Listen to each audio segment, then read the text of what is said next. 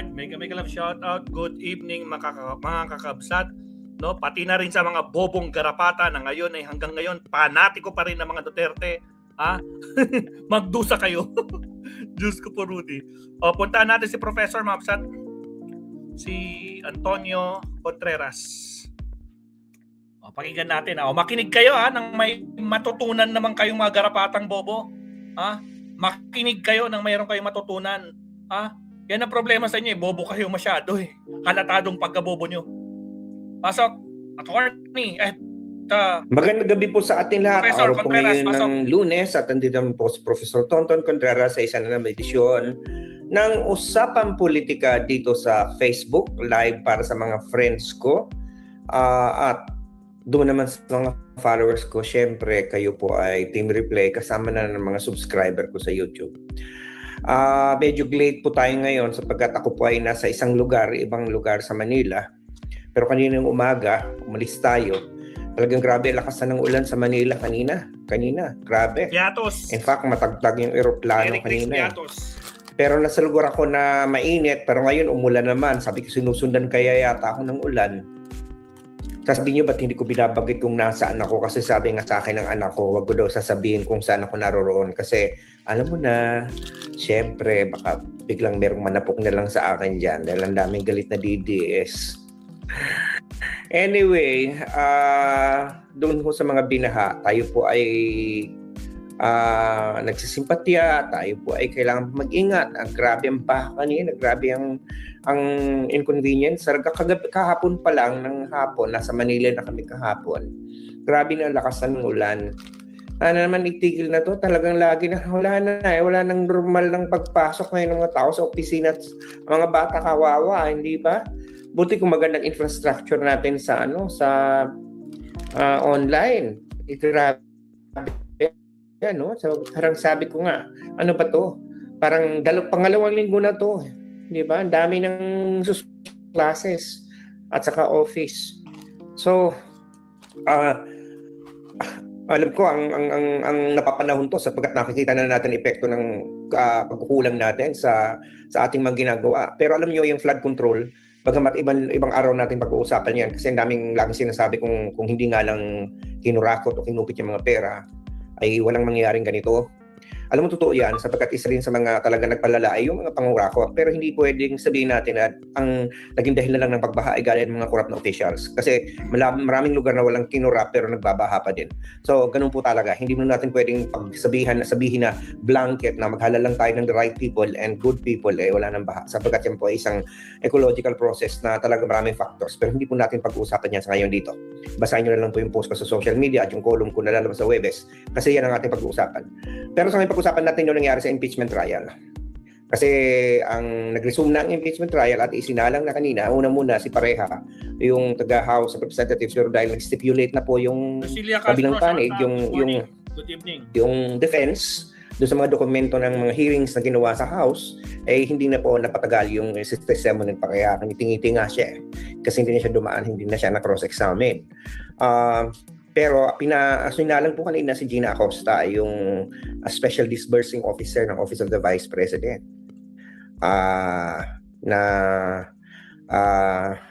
Parang tingnan mo, mali yata ang pagkakagawa nitong aking background. Nakalagay ba naman doon sa background ni si Atty. Amando Virgil Ligutan daw ang nasa likod ng pangalan ni Gina Pareha. Kasi ang pinagawa ko dyan AI. Kaya alam niyo yung AI, nagkakamali yan Binigay ko lang yung picture ni Gina Acosta at yung picture ng galing sa Inquirer. Sabi ko, magawa ka ng profile, ng picture dito. Ay, nilagay ba naman ng mukha? Atty. Amando Virgil Ligutan. Yan, ingat po tayo sa paggamit ng AI. Sabagat ang AI, nagkakamali. Ngayon, unahin mo na, kung pag-usapan natin yung paggamit ng AI. Nabuti naman meron akong example, di ba? Kanina, ginamit ang AI sa prosecution. Presentation at mamaya pag-usapan natin yan po. Pero unahin muna natin yung mga pasabog, mga pag-amin ni Gina Acosta.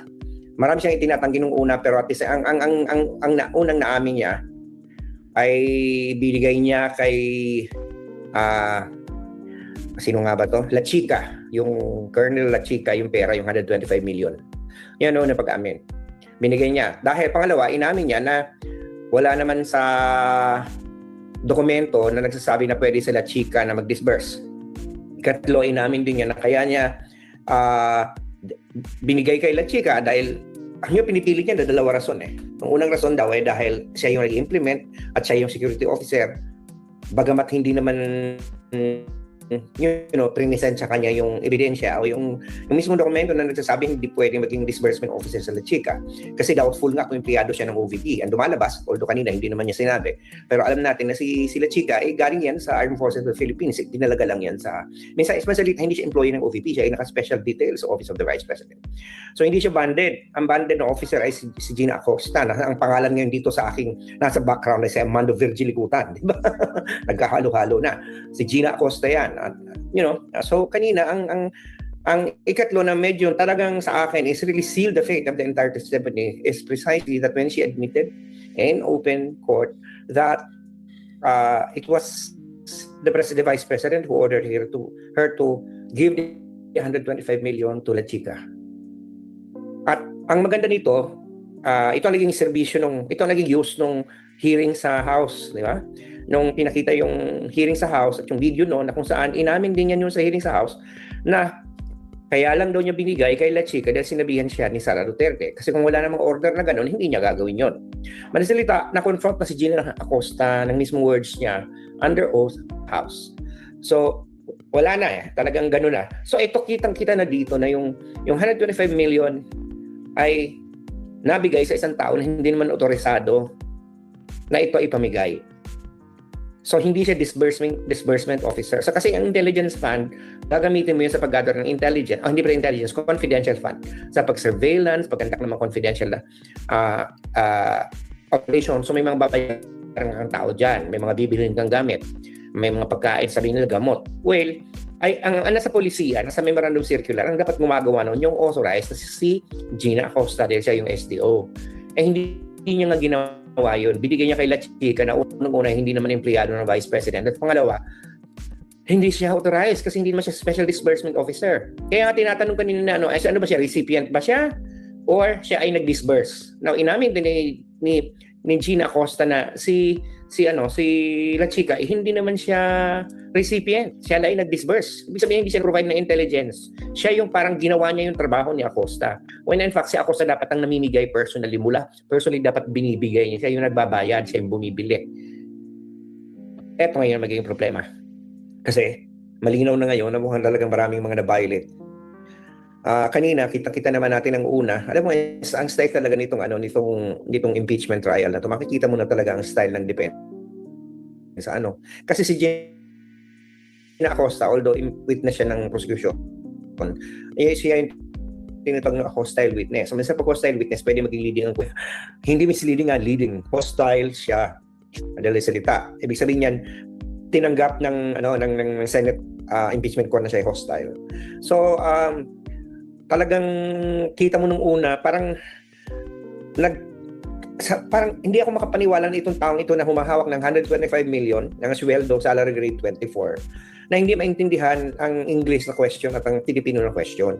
Para bagang siya yung hindi nag-aral na kailangan mong kausapin ng napakasimple. Sabi ko nung una parang hindi ata nagja-jive. Buti na lang na-catch ni Senator Erwin Tulfo.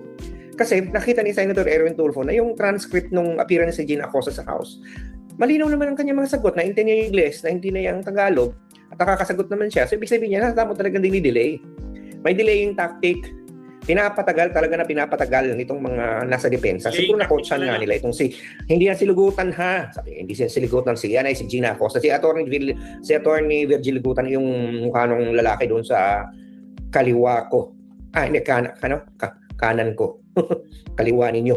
Ayun, yung sa taas. Kasi yung sa baba, yan yung abogado ni, sino nga ba yan? Si Atty. Lyndon Bakel. Diba? Bakel. Okay, ito si Gina Acosta ito. Yan, si Gina Acosta. Yan, si Gina Acosta. Yung kamali yung nakalagay dyan. Huwag nyo sitahin. Mamaya pag-usapan natin tungkol sa AI. So, therefore, lumalabas na talagang nasita. Mula noon, umayos na siya. Alam na niya kung nakakasagot na siya ng Tagalog. Di ba? Naintindihan niya ang English sa question. Bistado. Nahuli. Dito mo makikita talaga na anyway, malinaw na very effective yung cross-examination ni Atty. Ligutan. At hindi pa ito tapos. Magtutuloy pa ito next week. Kasi kung natigil tayo dun sa Next week. Napaamin niya na nga si Acosta na hindi, Wala ba bukas? ayun, na sinundan lang niya yung utos ni Vice President Sara Duterte, di ba? So anyway, hindi pa next week, bukas magtutuloy, although bukas. di natin alam kung merong hearing bukas kasi maulan sa Manila. Baka baka i-cancel na naman ang opisina ng Senado, ay di walang hearing. Ay, naku, itong buhay natin talaga ito. Anyway, ngayon, naging issue din kanina ang paggamit ng artificial intelligence kasi itong siligutan, kung makikita ninyo, nagbigay siya ng images ng mga simulated na pera, AI generated, na 125 million. Okay? Pinakita. Tapos nagpakita rin siya ng itsura ng mga bags na may lamang 105 million. Now, marami mga nagreklamo kasi bakit ito gagamitin ng AI? Lalo na ang AI nagkakamali minsan. At katulad ganito halimbawa, di ba? Ito ay AI generated ang background ko. Sinabi ko sa ChatGPT na mag-produce ka ng visuals, binigay dalawang picture. Yung picture ni Gina Acosta at saka yung picture na yan, ganyan. So pinagsama niya, pero ang label niya, si Amando Virgil Ligutan, ang ginawa niyang label ni Gina Acosta. So salita, artificial intelligence can commit a mistake. And therefore you have to really steal. Kaya ang AI hindi mo pwedeng iasa diyan lahat. Kailangan kang titingin din. Nagkakamali ang spelling niya, nagkakamali ang labeling.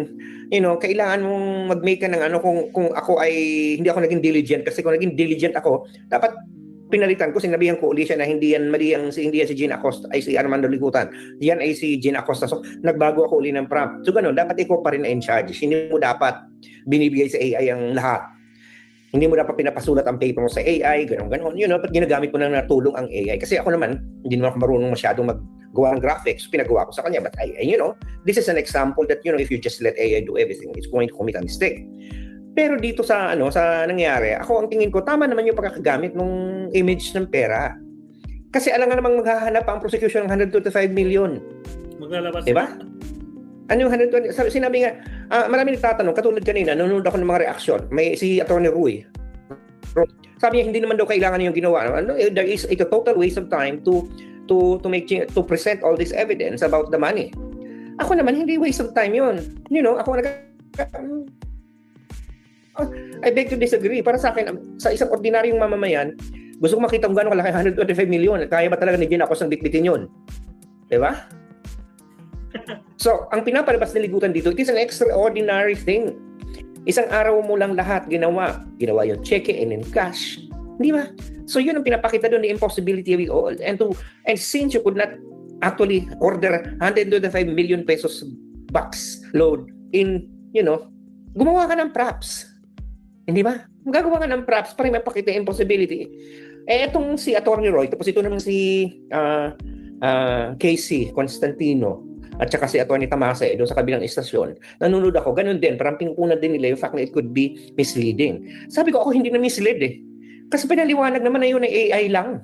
Alam yun, ang masama, yung sasabihin ni Ligutan, hindi ito AI, ito yung mismong 125 million na kinuha mo. Wala na nga yung pinamigay na yun Saan pa kukuha ng example, di ba? Minsan kasi ang mga tao naghahanap lang talaga na mapag-uusapan. Sa akin naman, I was there, I was watching, I said, okay, AI generated, ibig sabihin gusto nang ipakita yung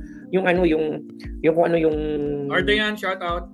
Gusto nang ipakita kung ano yung itsura ng pera kasi sa ating mga mamamayan, ako mismo hindi ko alam kung gaano kalaki 125 million, pinapaalala lang kay Gina Acosta kung ano yung itsura, ganito bang itsura. And nasa sa kanya na yun, kung sabi niya hindi katulad. The fact is, alam naman ni Gina Acosta na AI yun. Alam ng mga West, mismo si Senator Escudero alam. And they disclose, what's the effing deal? Hindi ba nagkakamali ang AI? Fine. But hindi naman presenta ng evidence yun na yun yung perang ginamit Ang pinapakita lang ganito ang itsura. Pag-i-imagine natin ganito ba? Ganon, dating sa akin, hindi man ako bobo. Diba? Come on, guys. Give these people a break. Diba? At saka malaya naman na in-object ka ng depensa. Di ba? Now, to call it a total waste of time, I don't agree. It was not a waste of time because it made the point. It made the point exactly. Lalaki-laki ng pera, hindi kayang bitbitin ng isang tao yun. Ano naman daw ang halaan ng importansya na hindi binitbit? It means that, this is an unusual task. People should really, sometimes, ang narrative kasi madaling spin, may mga tao na talagang may mga kanyangan posisyon from the very start, ayaw na nila ng AI, kaya meron na silang bias, Ako kasi, ang AI sa aking gamit. Katulad niyan, ginamit ko siya to do my background. May nagkamali. So dapat trabaho ko ulitin yan. Right? Kaya maganda na yung nakita nyo na mali yung label kay Gina Acosta. Kasi mali yung kailangan sasabihan ko siya, ayusin mo yan. Ibig sabihin, hindi nawawala yung human touch. Dapat. So, sa tingin ko, wala namang mali eh. Sabi nga ng kapatid ko na judge, ginagamit din naman namin ng ginagamit naman namin yung di ba, hindi nung wala pang AI, di ba, drawing? Minsan nga daw siya mismo nagdo-drawing at kahit not drawn to scale. Tagal na tayo nagre-rely sa mga police sketches. Hindi naman yan yung tunay na tao eh. Right? So, anong gusto ni Casey Constantino at saka ni Atty. Tomas eh? Yung kunin yung buong pera, yun na ipakita? I don't know. But you know, sa akin kasi, the fact that it has been, it has been budol money. said and declared na AI admitted by the prosecution is enough qualification. Kasi kahit sa university, inaalam mo paggamit ng AI, basta i-declare mo kung paano mo ginamit. Kasi nga, dapat careful ka talaga dahil nagkakamali. Dahil katulad nga niyan, kitang-kita ang pagkakamali niya na dinilabel niya si Gina Acosta na si Atty. Virgil Ligutan. So anyway, sana bukas ay hindi na umulan para matuloy na yung mga trabaho ng mga tao, pumasok na, magkameron na ng klase, at of course, matuloy na yung impeachment trial kasi the more it gets delayed, the more, humahaba. Diba? Pero talagang tingnan natin, abangan natin kung anong anunsyo. Alam ko, meron ng anunsyo ang presidente na bukas ay may mga lugar na naman na walang klase. At alternative arrangement na naman ng trabaho. So kung kasama dyan ng Senado, ibig sabihin niya pa walang hearing bukas. Diba? Sige. Yan muna. Mag-ingat po tayo lagi. Lahat. Yung mga binabaha ngayon, ay ingat po tayo sa leptospirosis. At talagang eto, maging pag-isipan na natin kung paano natin tumabigyan ng solusyon. Hindi po laging ganito. Hindi pwedeng ganito lagi tayo na binabaha. Okay? Pero hindi naman pwedeng solusyon na sabihin natin, pag hindi lang kurap ang mga tao, hindi na tayo babahin. Hindi po yan totoo. Hindi po tama ang ganyang pananaw. Right. Nakakagrabe, nakakapalala ang kinukurakot ang pera. Pero hindi dahil sa kahit hindi yan kurakutin, kung tapon ng basura, babalik yan sa'yo. O sige na, sana po nang pagturok niyong kaisipan at yung pusat ng pabago kong panahon sa buhay, lalo na sa usapang politika. Dahil sabi sa kanilang lasal, teach my touch heart and conform lives. At sana nakapagsilbi ako sa bayan dahil sabi sa kanilang Yopi, serve the people. Okay? So kita-kina lang ulit tayo sa Miyerkules. At pag-usapan natin ang mga buhay-buhay, mga politika. At kung bukas wala tayong usapang politika. Sa Miyerkules, kung mayroong impeachment trial, sa hapon magkakamaroon tayo ng usapang politika. Okay? Kung wala pala. Kung wala, baka madaling pero malalaman lang natin na wala bukas. Di ba? Bukas. Tingnan natin. Kasi kung sa Miyerkules, mayroong mag-resume ang impeachment trial, di sa hapon ng ating usapang politika sa Miyerkules. Salamat. Okay. Ulan, tumigil ka na. Ayan. Diyos ko. Siya. Sige. Salamat, Professor Antonio Contreras. Alright, last topic tayo sa live stream natin na to. Tapos magre-relive ulit ako mamaya. Countdown tayo in 30 seconds. Maraming salamat sa mga bagong pasok. Ardayan, shout out. Countdown tayo in 30 seconds. Bakit nawawala yung ayun?